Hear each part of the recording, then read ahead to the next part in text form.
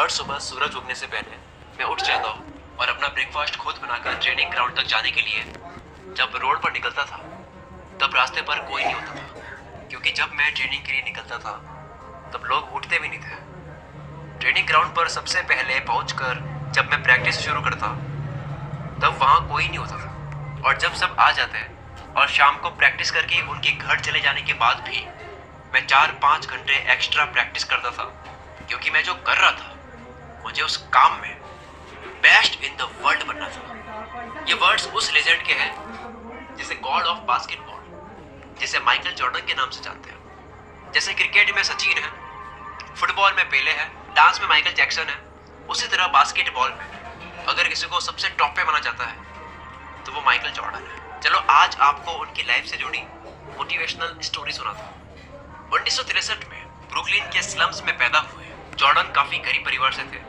जब जॉर्डन 13 साल के थे तब उनके फादर ने सेकेंड हैंड टी शर्ट का बिजनेस स्टार्ट किया। एक दिन उनके फादर ने जॉर्डन को बुलाया और एक टी शर्ट दिया और कहा कि ये टी शर्ट कितने का होगा। तब जॉर्डन ने कहा कि $1 का होगा, और तभी उनके फादर ने कहा कि इसे $2 का बेच कर दिखाओ, इसको $2 का बेच के आओ। तभी जॉर्डन ने वो टी शर्ट लिया और अपने दोस्त के यहाँ गए, उस टी शर्ट को धोया, पूरा क्लीन करा और लगभग पूरे दिन मार्केट में खड़े रह के उसको $2 में बेच ही दिया।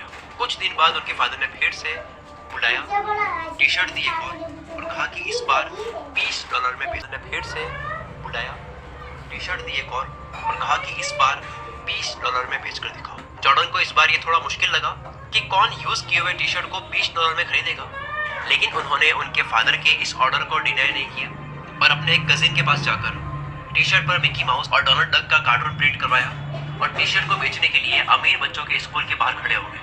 तभी अपने पेरेंट्स के साथ स्कूल आ रहे एक अमीर बच्चे को वो टी शर्ट पसंद आई, देखा पसंद आई, और उन्होंने वो टी शर्ट $20 में खरीदी, साथ में $5 की टिप भी दी। और जब वे घर पहुंचे तो उनके फादर ने उनको फिर से एक टी शर्ट दे दी और कहा कि इस बार इसे $200 में बेच कर दिखाओ। जॉर्डन ने इसे नेक्स्ट टू इम्पॉसिबल लगने वाले चैलेंज को भी एक्सेप्ट कर दिया और टी शर्ट अपने पास रख लिया। कुछ दिनों बाद न्यूयॉर्क सिटी में चार्लीज एंजल्स एक शो आता है। उस शो की फेमस एक्ट्रेस, इनका फेम बहुत तगड़ा था, फरा फ्यूसेट, वो किसी कॉन्फ्रेंस के लिए आने वाली थी और उसी दिन जॉर्डन भी वहां पहुंच गए और प्रेस कॉन्फ्रेंस खत्म होने के बाद उन्होंने जैसे तैसे करके फरा फ्यूसेट का ऑटोग्राफ उस टी शर्ट पर ले लिया और अपने शहर वापस चले गए और उस टी शर्ट को नीलाम में बेचने गए।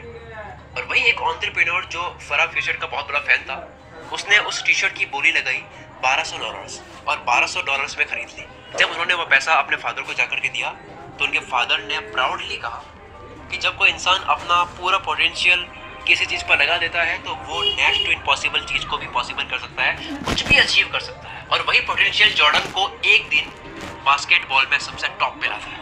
आज माइकल जॉर्डन दुनिया के सबसे अमीर एथलीट में से एक है, जिनकी नेटवर्थ $1.6 बिलियन है। दुनिया की सबसे बड़ी sports manufacture company Naik basketball में यूज होने वाले शूज भी एयर जॉर्डन के नाम से बनाती है।